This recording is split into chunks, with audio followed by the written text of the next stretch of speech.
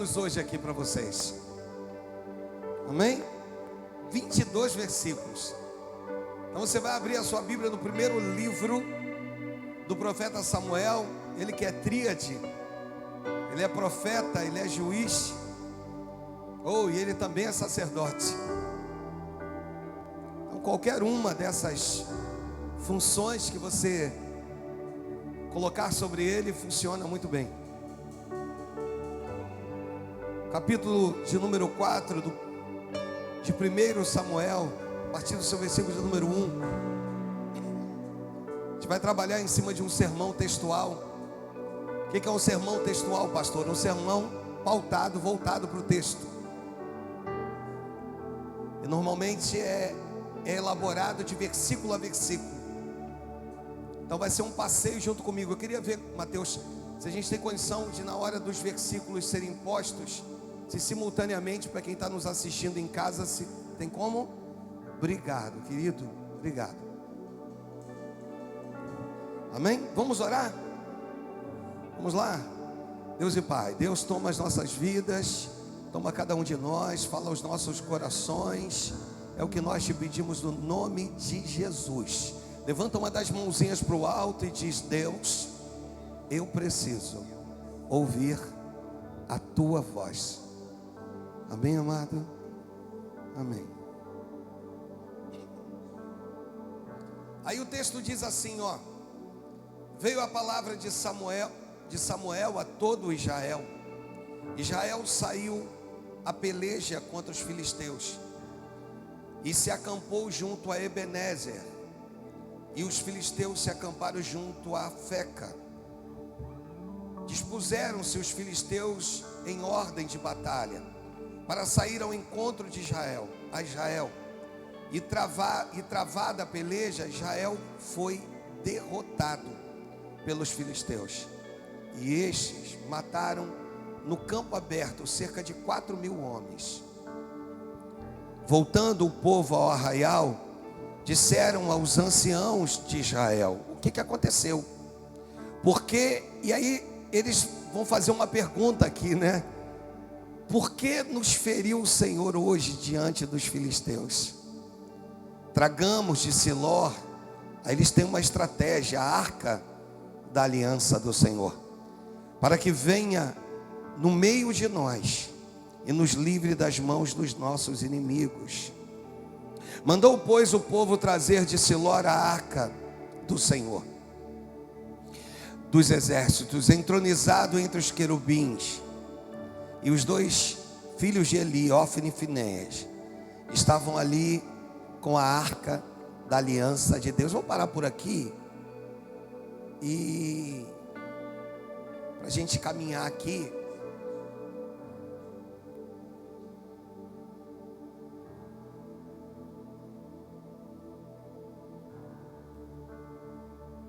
Aleluia. Você vai ver no versículo de número 1, e agora eu prego, que o povo de Israel sai para a peleja contra os filisteus.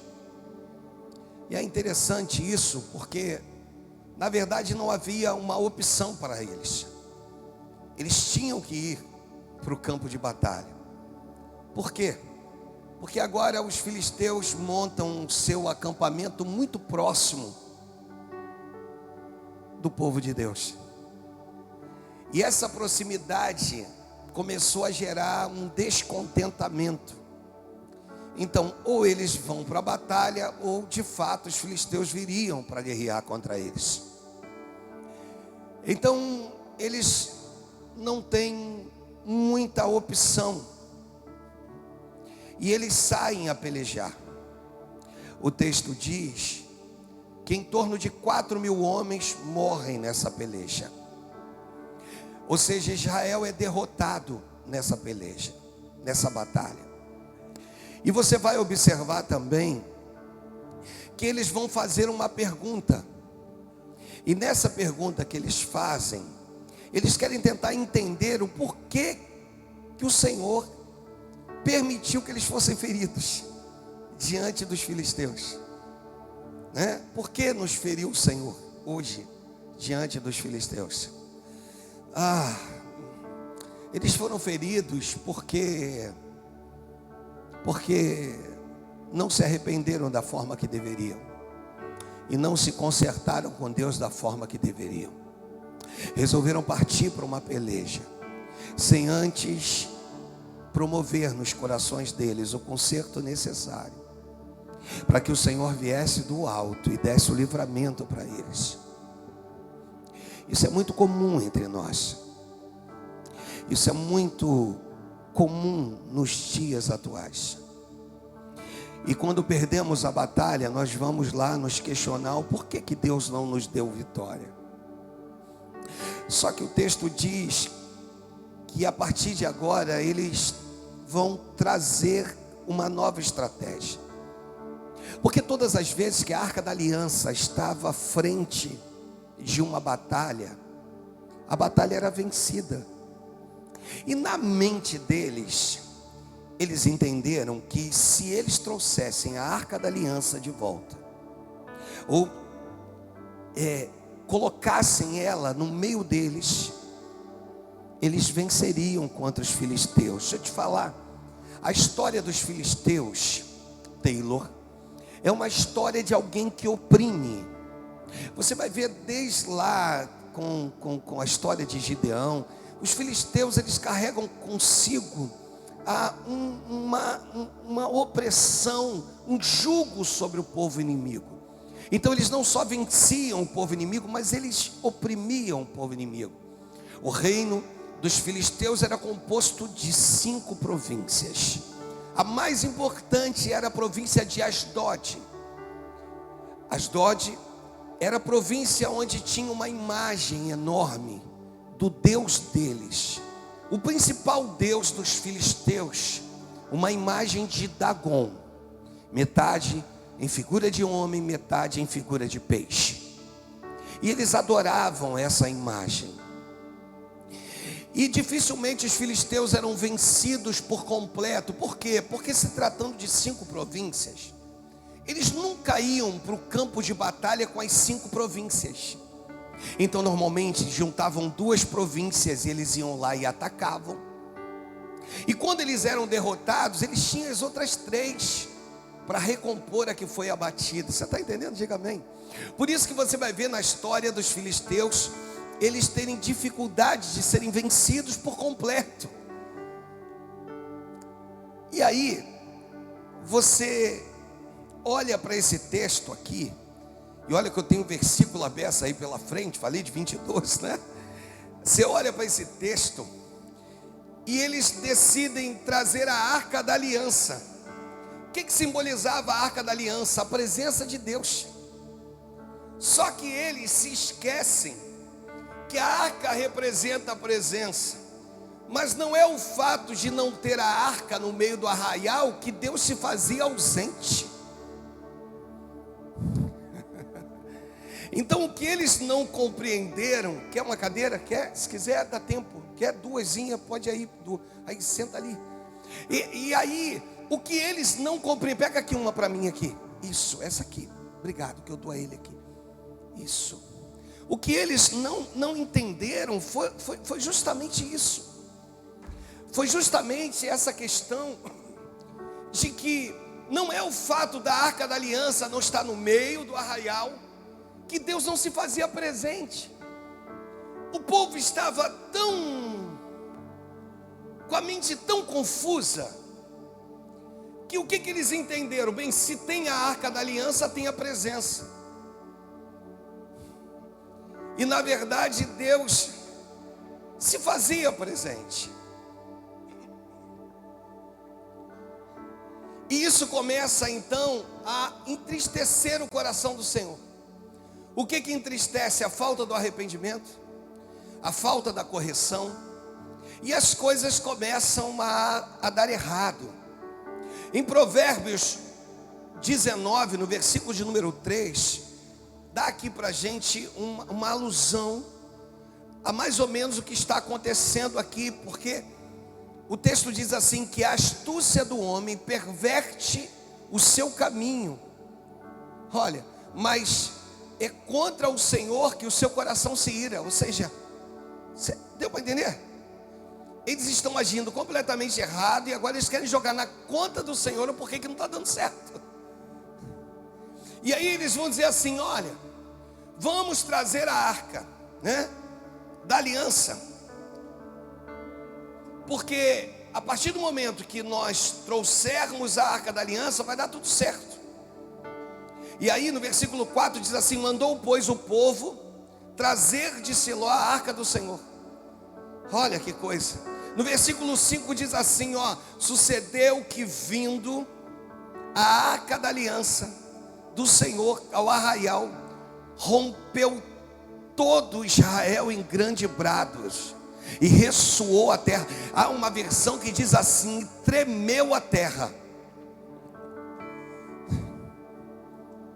Porque agora eles vão colocar a certeza da vitória na arca, que foi conduzida por Ofni e Finés, filhos de Eli. Você conhece a história de Ofni e Finés? Compreenda uma coisa aqui: não é a presença, é quem carrega a presença, amados. O fato da arca da aliança ter esse simbolismo todo e verdadeiro, que você sabe que o resultado disso está lá no capítulo 5, nos versículos, a partir do seu versículo de número 3, quando a Bíblia diz que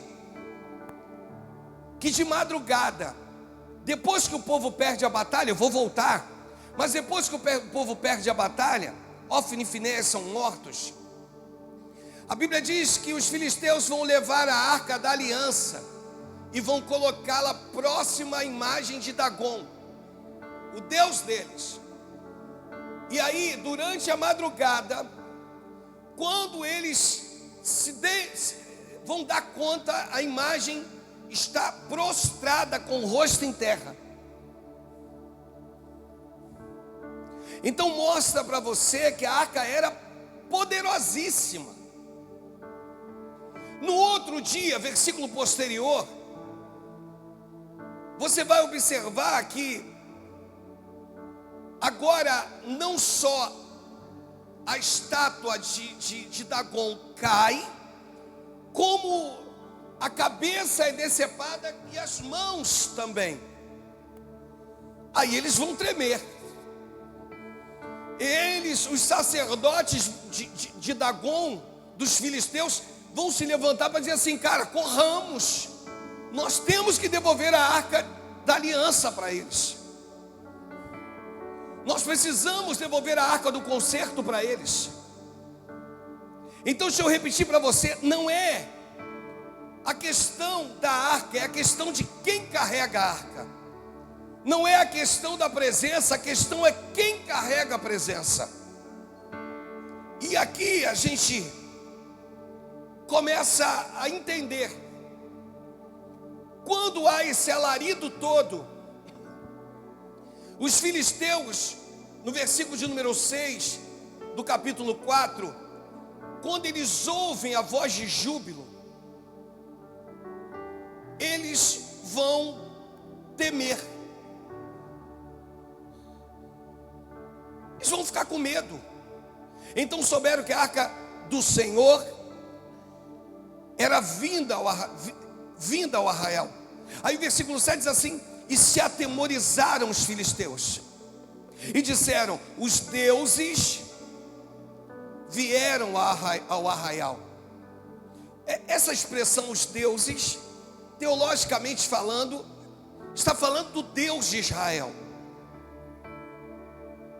E aí eles vão temer de uma maneira e diziam mais: ai de nós, que tal jamais sucedeu antes.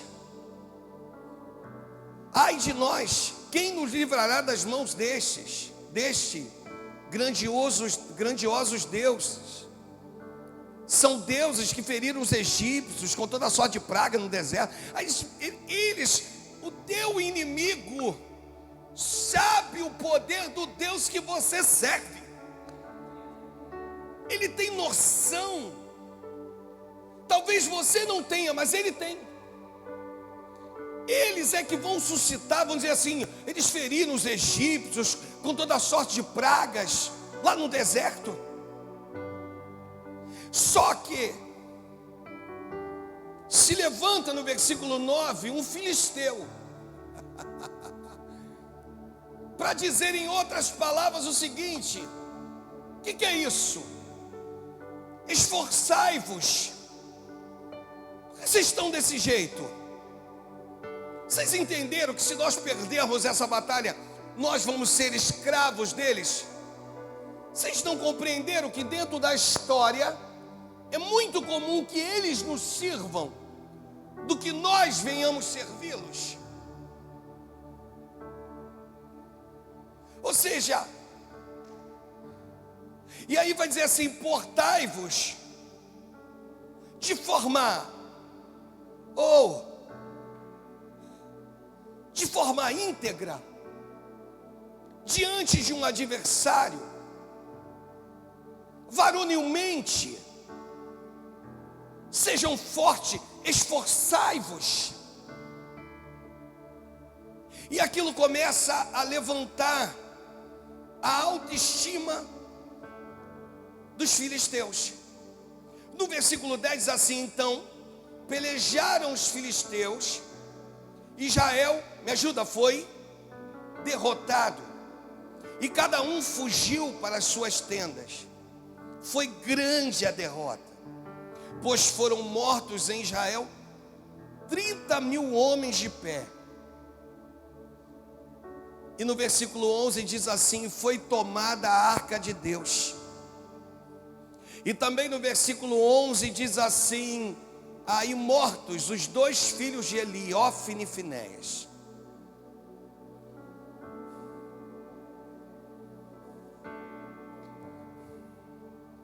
Eles vão perder essa batalha. É claro que eles vão questionar novamente. Esse texto faz uma analogia, quando depois que as muralhas de Jericó ruem, a primeira cidade que eles vão ter que vencer é Ai. E eles vão com toda certeza, tanto que o texto diz que eles nem mandam muitos homens, porque o Deus que derrubou as muralhas de Jericó, e quando se fala em muralha, está falando de muro interno e muro externo. Por que era difícil vencê-los? Porque se você ultrapassasse o muro externo, o primeiro muro, dificilmente você ultrapassaria o segundo. E a extensão do muro, para que você entenda, servia de moradia para muitas pessoas. Então dificilmente Jericó estava completamente cercada. E aí eles vão dar 13 voltas nas muralhas, até que há um grito, um alarido, e as muralhas vão ruir. Há uma certeza no coração deles tão grande, mas tão grande, que eles vão para vencer a primeira cidade, chamada Ai. E eles perdem. E quando eles perdem, eles vão consultar o Senhor. E quando eles consultam o Senhor, é tirado por sorte, e há um pecado escondido debaixo da tenda de Acã. Por isso eles não vencem a batalha. Havia uma ordem, e Acã não seguiu a ordem que foi dada por Deus, e escondeu utensílios debaixo da sua tenda. Deixa eu falar para você algo: o que é santo, e o que é profano é profano. Não queira vencer as suas batalhas com aquilo que não é santo. Vai dar errado a qualquer momento. Então, nesse texto, quando eles perdem, alguns vão dizer assim: o fato de terem perdido foi porque quem tocou na Arca da Aliança, ou quem conduziu a Arca da Aliança, não eram as pessoas prováveis que deveriam de tocar a Arca da Aliança.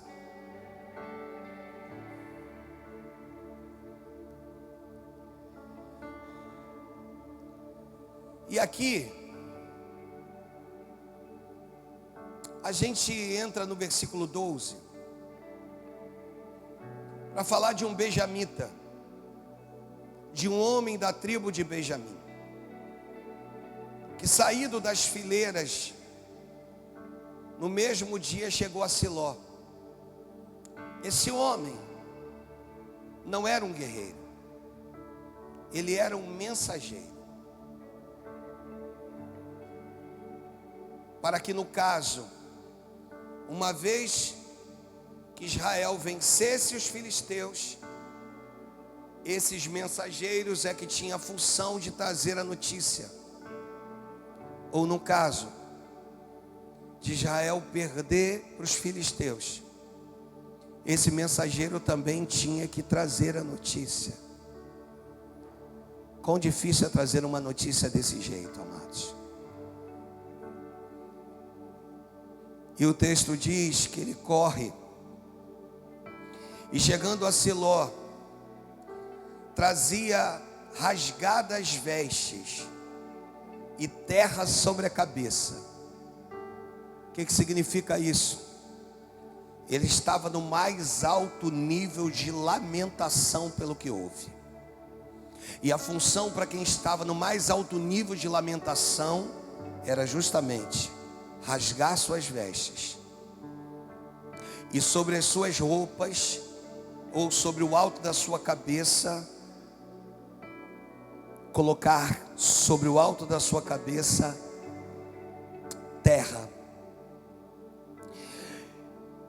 E o texto diz que quando chegou, Eli estava sentado numa cadeira, ao pé do caminho, olhando como quem espera. Deixa eu consertar isso aqui, porque esse olhar ou olhando, na verdade, trata-se de alguém que estava fazendo uma vigília, pois na atual conjuntura ele já não enxergava mais. O texto diz que o seu coração estava tremendo pela arca de Deus.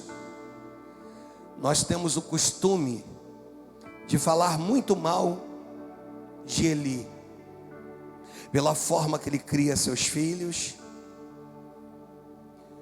Mas Eli está com 98 anos de idade, e a Bíblia diz que mesmo sem enxergar, que o seu coração tremia pela arca do Senhor. Melhor é o final das coisas do que o princípio delas. Que possamos chegar no final da nossa trajetória com o nosso coração tremendo por causa da presença do Senhor. E o texto diz que assim ele se encontrava. O texto, e como é um sermão textual, ele diz assim: depois de entrar o homem na cidade e dar as novas, toda a cidade prorrompeu em gritos. Esses gritos que a cidade está dando são gritos de dor, gritos de filhos que agora não têm mais seus pais, gritos de esposas que agora não têm mais seus maridos, grito de pais com uma certa idade que agora não tem mais seus filhos, que foram abatidos na guerra. É um grito de dor, de tristeza, de angústia. No versículo de número 14, diz que Eli, ouvindo os gritos, perguntou: que alvoroço é esse? Então se apressou o homem e, vindo, deu as notícias a Eli. Aí ele começa a falar. O texto diz que ele era da idade de 98 anos. E os seus olhos já tinham cegado. E já não podia ver. Disse o homem a Eli: deixa eu dar uma paradinha aqui. Como pode um cara que perde a visão, mas não perde a sensibilidade? Já não enxergava mais com os olhos, mas conseguia enxergar com o coração.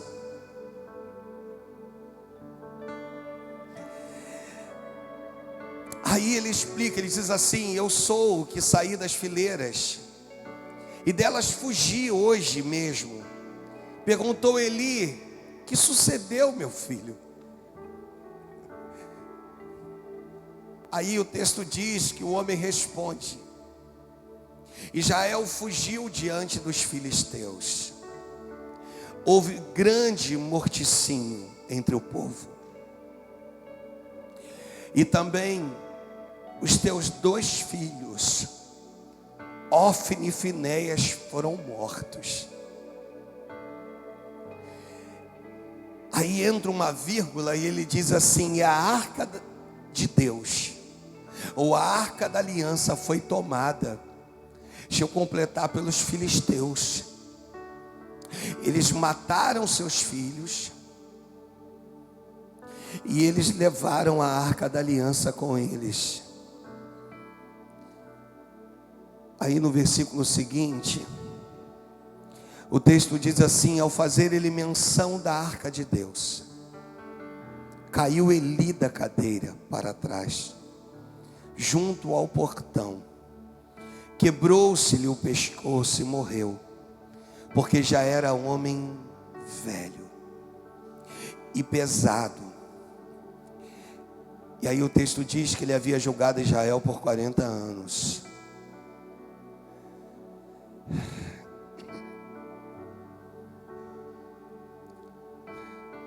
Ele não morre porque seus filhos haviam morrido. Ele não morre porque mataram seus filhos, Ofni e Finéias.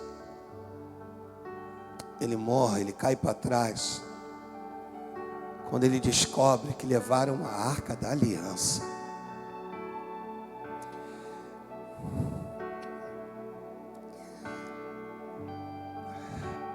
Aqui é um misto de emoções. Tristeza, incapacidade. Que o texto diz que ele não suporta isso. Alguns que defendem que para Eli o melhor seria a morte. Não é alguém que está chorando por Ofni e Finéias. Muito pelo contrário, ele reconhecia que não tinha sido um bom pai.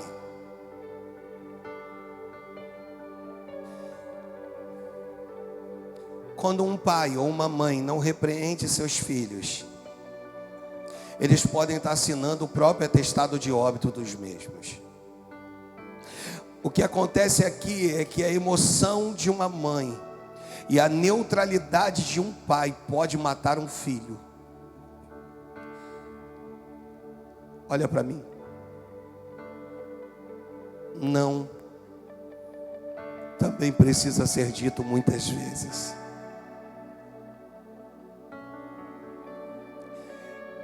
Deixa eu dar uma dica para você, filho, porque de repente ser pai, você tem dificuldade com não. Você nunca teve nada. Você olha para a tua infância. Estou falando de mim mesmo. Você não teve nada, cara. Vida difícil. Aí quando vem os filhos, você quer fazer tudo por eles. Aí o que você faz? Você diz sim. E aí vai dando errado. Porque muitas das vezes o lugar do sim era não. E o pai vai sendo alguém omisso. A mãe agindo por emoção. Vai matando os filhos. Mas deixa eu dar um recadinho para os filhos que insistem em querer fazer do teu jeito. Tem muitos jovens aqui. Olha para mim. Vocês serão mamães e papais um dia. Olha para mim. Fez com a mamãe, fez com o papai. Se preocupa não. Eu tenho para ti Gálatas 6. Aquilo que o homem semear, isto também colherá.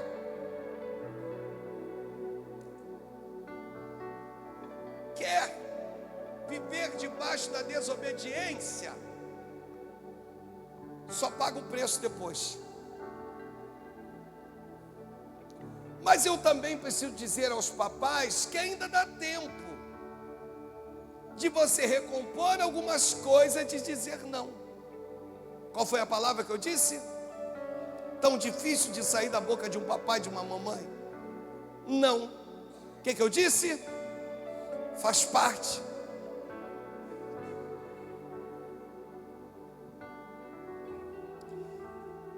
E aí, ele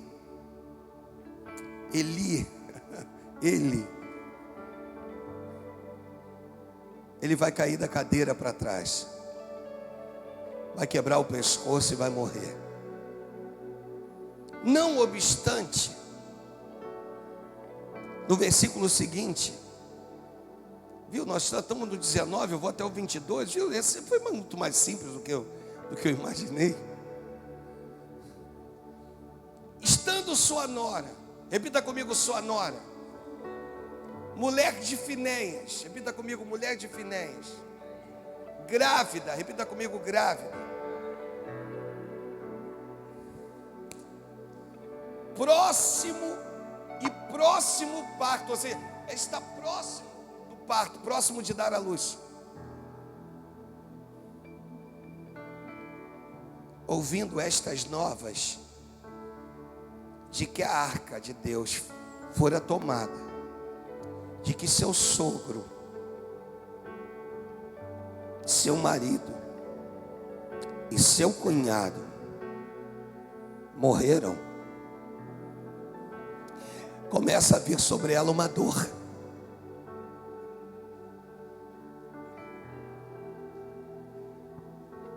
Não misture as dores que a vida vai te proporcionar. Vão existir dores que serão dores para você gerar, para você pôr para fora, para sair à luz, o que vai gerar no teu coração esperança, um novo brilho, um novo tempo. Não misture as dores. É certo que o que essa mulher vai ouvir é tão pesado, tão difícil de assimilar, que vai bater uma angústia sobre ela tão grande.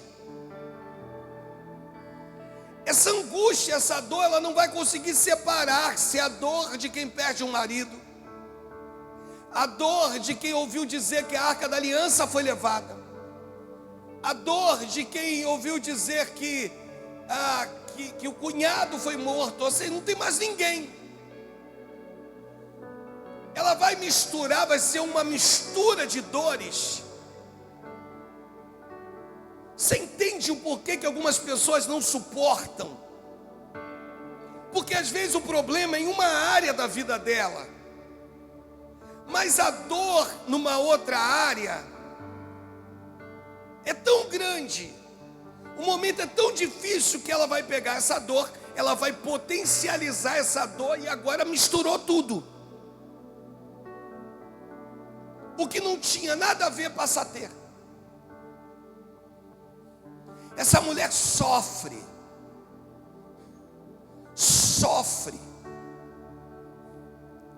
No versículo seguinte, vai dizer assim: ao expirar, disseram as mulheres que a assistiam, repita comigo, as parteiras: a tua dor está muito grande, mas Deus sempre coloca parteiras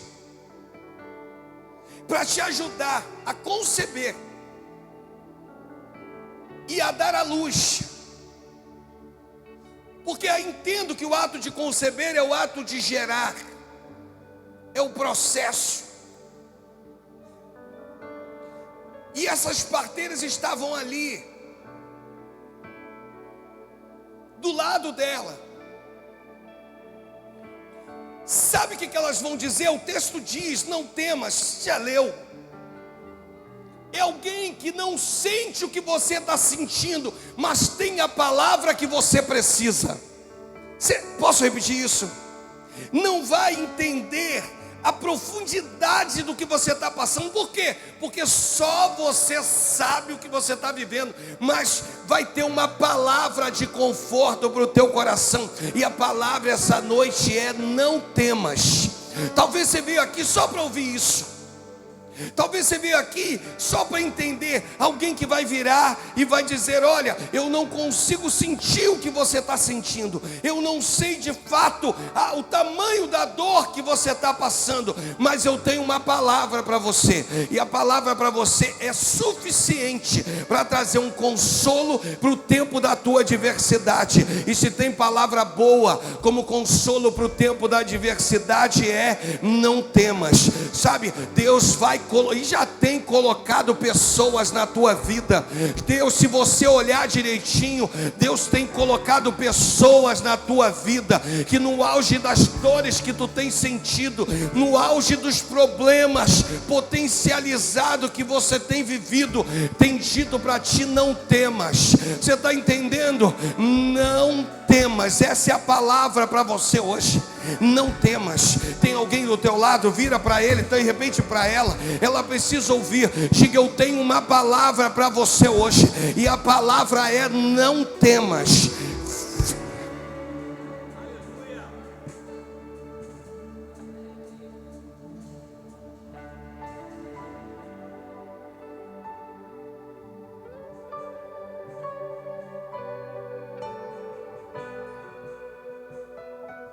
Para por aí? Não. É só isso? Não. Mas se fosse, estaria bom? Estaria.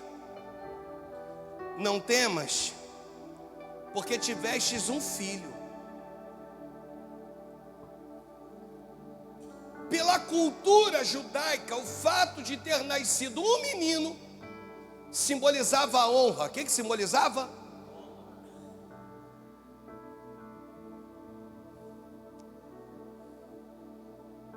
Por pior que seja o tempo das dores,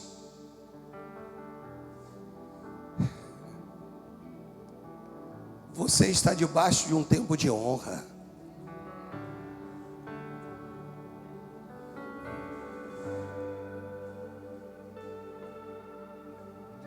Por pior que sejam as notícias à sua volta, elas viram e dizem assim: tivestes um menino.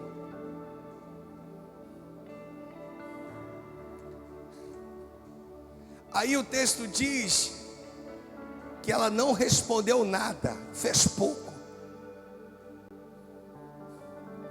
Por quê, pastor? Porque a dor era maior? Talvez.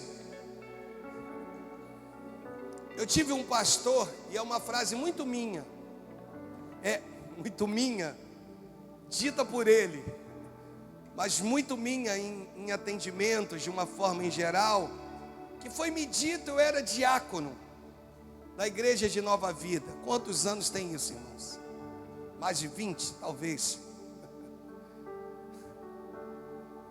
Ele um dia virou para mim e disse assim, relativo a algo que tinha acontecido. E eu disse assim, pastor, eu esperei, isso meu pastor presidente, eu esperei que a ação fosse essa, essa e essa.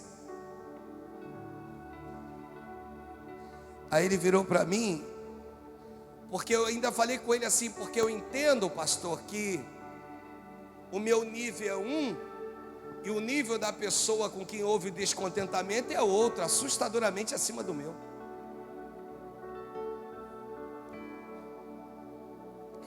E aí ele virou para mim, dê-me toda a sua atenção, por favor. E aí ele virou para mim e disse assim, Alexandre, coração humano é terra que ninguém pisa, a não ser o Senhor. Elas estão num nível de angústia. Ela, esposa de Finés, numa dor tão doída, desculpa,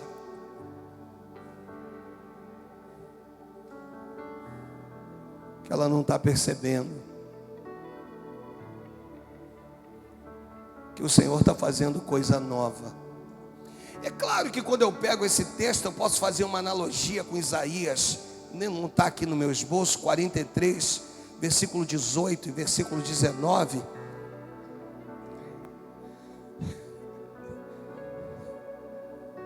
Não lembreis das coisas passadas, nem considereis as antigas. Aí o 19 é lindo. Eis que faço coisa nova que está saindo à luz. Porventura não o percebeis.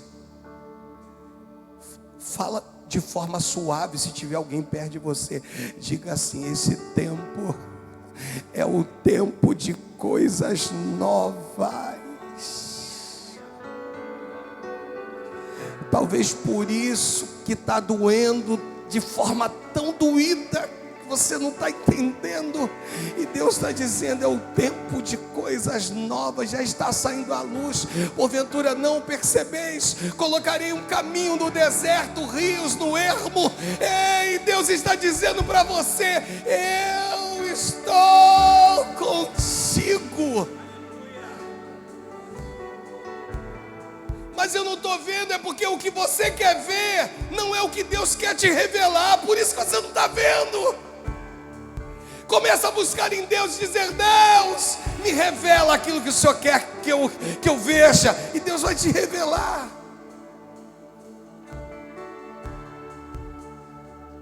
E essa mulher, ela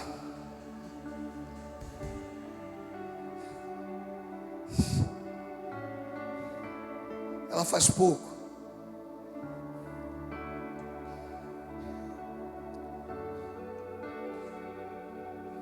Entenda uma coisa. Entre o versículo 20 e o versículo 21 tem um tempo. E eu não sei qual é o tempo. Por quê, pastor? Porque aqui existe o tempo, a separação entre o momento que você deveria de falar e no instante que você deveria de se calar.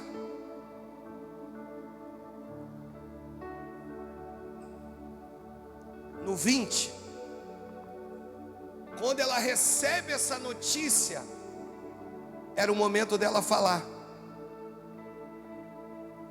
E ela se recusou. No 21, ela resolve falar. O que é isso, pastor? Às vezes falamos quando não é para ser dito. Palavras saem quando não eram para sair. Desculpa aqui meu português. E aí, somos tomados pela constância, somos tomados pelo impulso. Vou falar de algo aqui e às vezes me pego nisso. Quantas vezes você vai ligar e não era para ligar? Sim ou não? Só acontece comigo? Sou pastor? Você quer um sinal? Você de repente vai ligar o telefone, chama, desliga. Não é tempo de falar, é tempo de orar. Porque se você falar no tempo que é o tempo de orar, as coisas vão dar ruim. Segunda coisa, muitas vezes Deus coloca alguém do teu lado, já aconteceu comigo. É bom quando a gente fala da gente mesmo, né?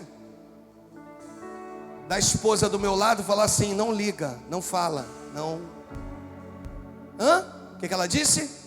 Olha o Espírito Santo usando. Então entenda uma coisa, nós sempre teremos alguém da parte de Deus próximo da gente, para dizer, não vai por aí, não faz isso, não faz aquilo, não abra tua boca agora. E essa mulher, ela teve as parteiras para dizer, olha, não temas, pois Deus está te honrando com o filho. E quando ela resolve abrir a boca, ela vai dar nome ao menino, ela vai dizer, e acabou, pois foi-se a glória de Israel. A pergunta é, o que o menino tem a ver com isso?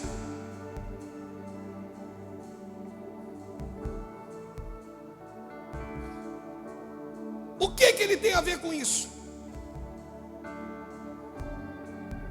Absolutamente nada. E acabou, não é uma história.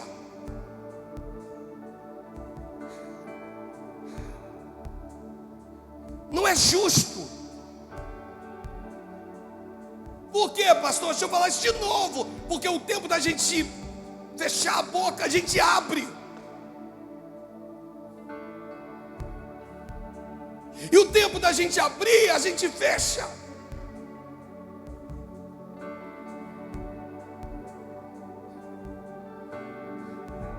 E acabou, não é um acontecimento, irmãos.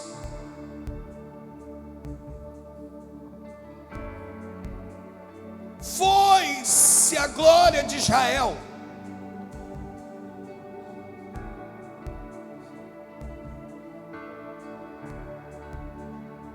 E agora?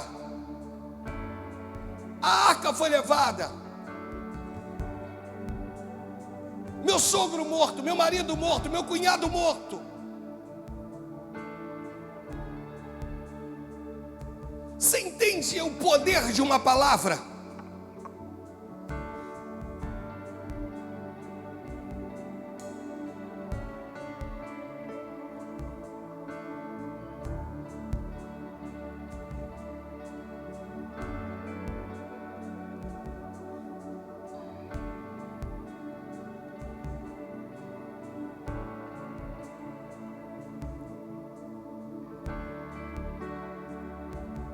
Ela está ferida. Só que aqui tem um problema. Essa mulher, passado um pequeno tempo, ela morre. O que acontece com ela?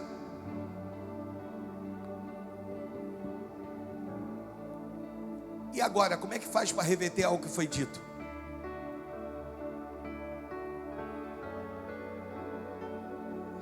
Ela morreu, mas você está vivo, você está viva. Talvez para ela reverter essa situação ficaria complicado demais. E acabou, é uma geração sem referência.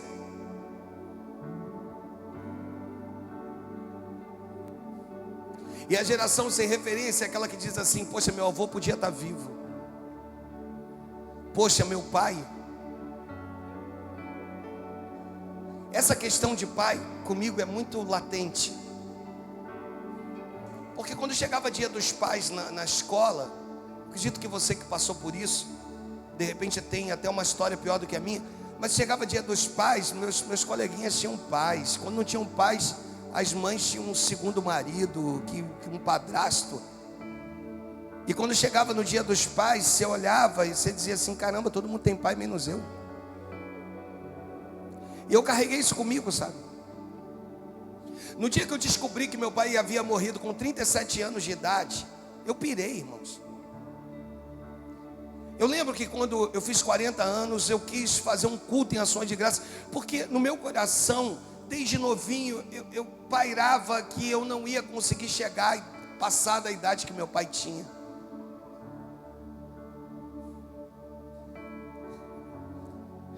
E acabou em alguém sem referência.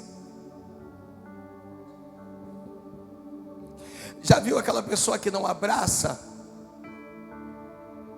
porque nunca foi abraçada? Aí acabou. Você olha para ela, você vê uma frieza, você vê que às vezes com pessoas de fora é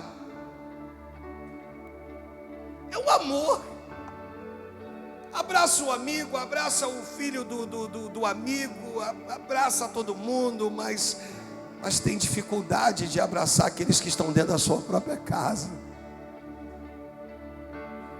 Pela falta de referência. Isso não acontece só com homens não, irmãos. Isso acontece com mulheres. Quantos atendimentos eu já fiz e de pessoas que viram e dizem assim: poxa, eu só queria um abraço da minha mãe. E às vezes essa mamãe, não é que ela quis. Eu vejo a história da minha sogra, que teve que, o esposo abandonou, foi embora, e teve que criar os filhos. Aí, sabe, amados, tem essa. E hoje minha esposa entende algumas coisas, porque minha sogra é sempre muito firme, muito, sabe, se chegar perto dela chorando, ela vai chegar ali, ela vai te dar uma palavra, ela vai, sabe, ela vai te impulsionar, ela vai dizer: cadê tua fé, cadê sua, sabe, é dela, ela criou isso. E acabou, irmãos, é uma geração que não ama porque não foi amada, que não abraça porque não foi abraçada, que sabe, que não está próximo porque não tinha ninguém próximo. Mas você pode quebrar esse decreto de sentença sobre a tua vida. Você pode quebrar esse histórico sobre a tua vida, sobre a tua família. Não é porque eles foram que você será assim. Não é. E o pior, irmãos, e acabou, gera um filho, Meribá, ou Meriba, como queira. Que significa o que, pastor? Significa todas as vezes que ele se levantar, Baal o destruirá. Você compreendeu? Aconteceu comigo, eu também vou liberar um nome sobre o meu filho. Eu sou amargo, que eles sejam amargos. Só que hoje eu vim aqui te dizer que na tua história pode ser tudo diferente. Falei que iria até o 22, né? Escolhi. E falou mais: foi-se a glória de Israel, pois foi tomada a arca do Senhor.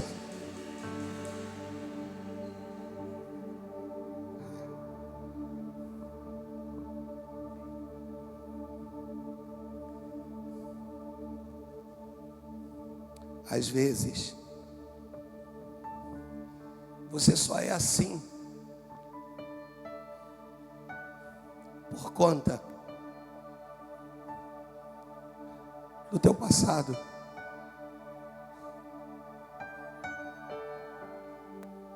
Só que você está vivo, você está viva.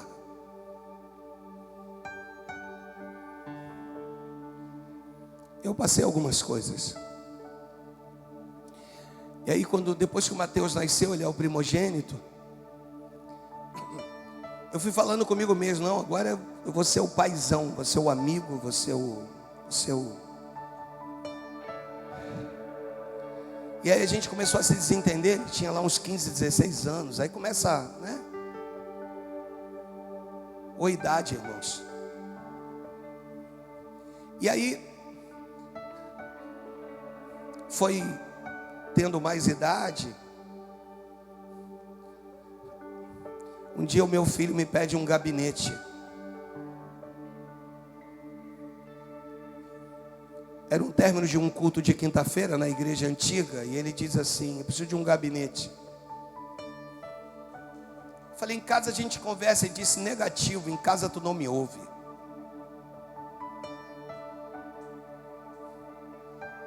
E aí a mãe entrou. Eu confesso que eu achei que a mãe ia intervir, sabe, irmãos? Mas a mãe balançava a cabeça e concordava com ele. Ele disse, por que tu tem paciência com todo mundo? Na igreja, menos comigo.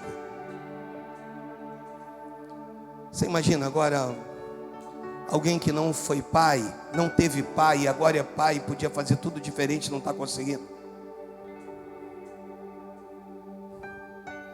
E ele pontuou, irmãos. Isso, e aquilo me irou. Como pai e como pastor.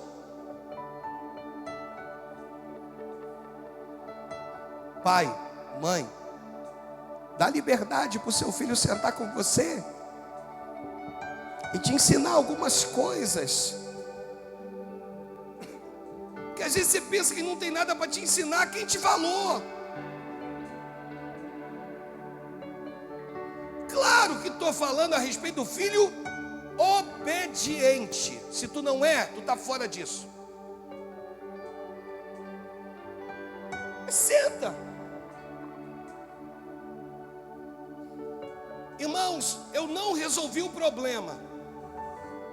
Fui para casa, eu fui irado 2 vezes. Uma com ele, a forma que ele colocou as palavras. Segunda com a minha esposa, que não interviu, não me defendeu. E ela ainda falou assim, ele tem razão em tudo que ele está falando.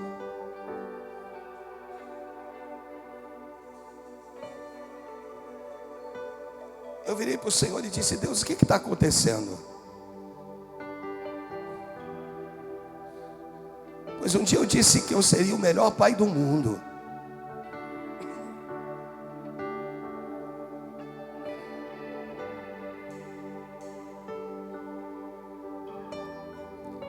Mas quando a gente se coloca debaixo da poderosa mão do Senhor, Ele vem, sabe, irmãos?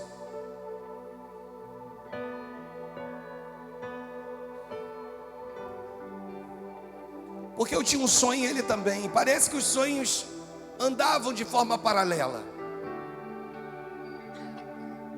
Não era uma linha perpendicular, eram 2 linhas. Mas os sonhos se convergiam. Como assim, pastor? Porque o sonho dele era ter um pai que fosse amigo. E o meu sonho era ter um filho que fosse meu amigo.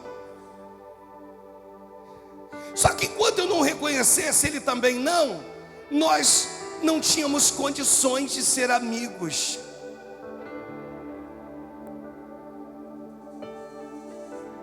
Esses dias ele aquebrantado entrou no meu gabinete, tirou o óculos e chorou. Esses dias, domingo de manhã, eu deixei ele chorar. Algumas coisas estavam fazendo ele mal. Eu disse para ele, eu te entendo. Mas se você não tiver os elementos certos para colocar dentro do incensário, nunca vai subir um aroma suave que chegue até a presença de Deus e Deus venha inalar e venha dizer, eu estou recebendo.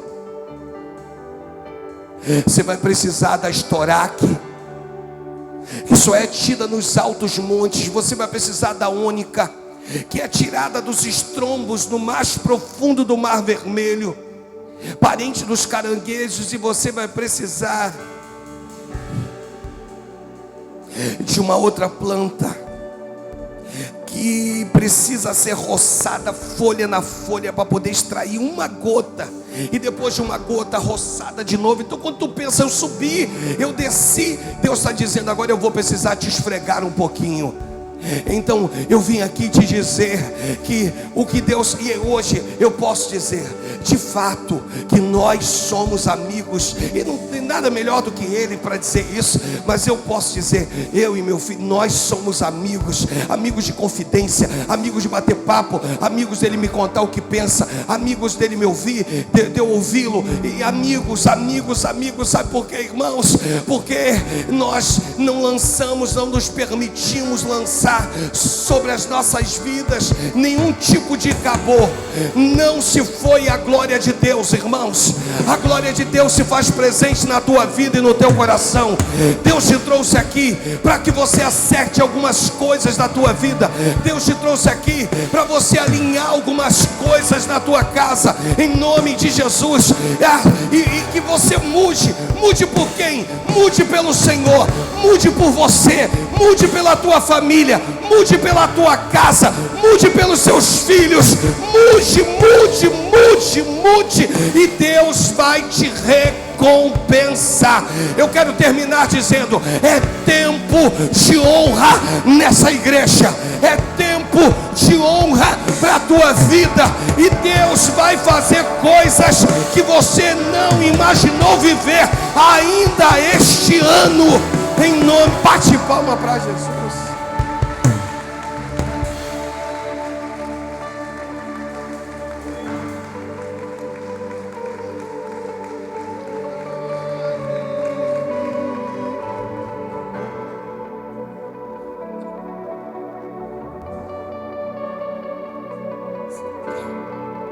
Recupere o tempo perdido.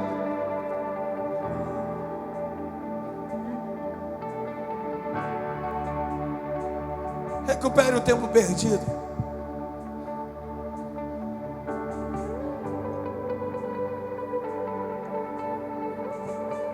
Como diz a canção,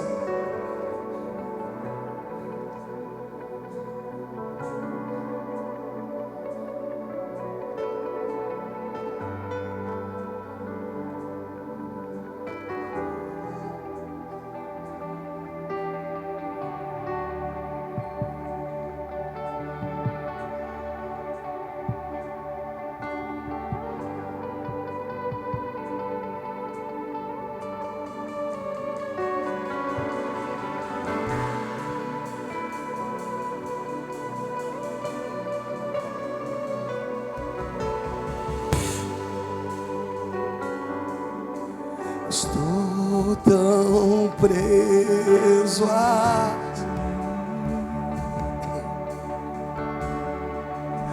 estou tão preso a ti,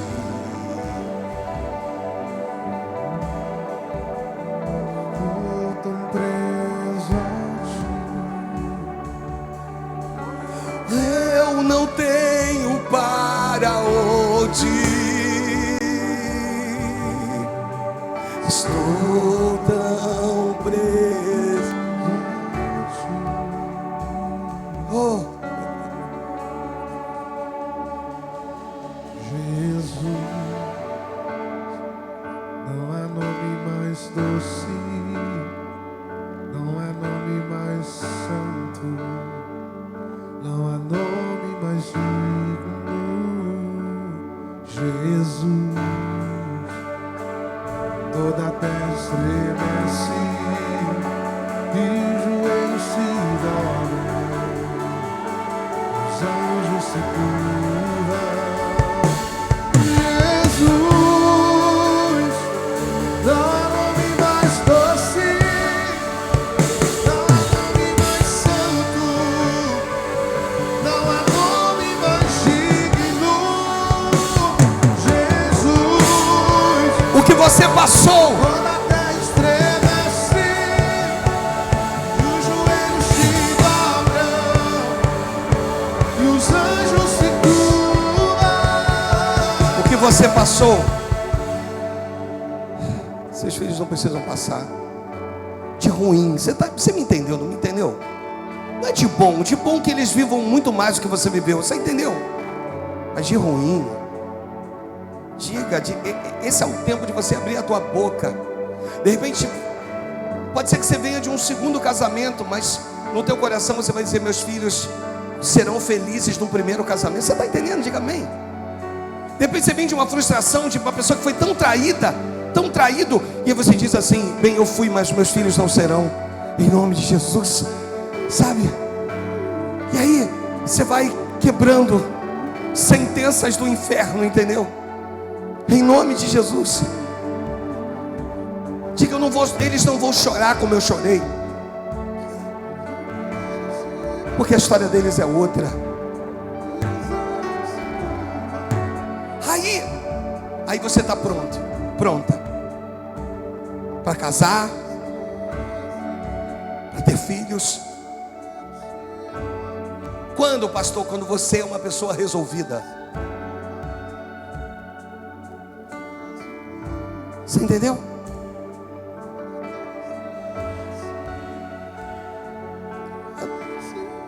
Eu queria ir com vocês aqui, de verdade.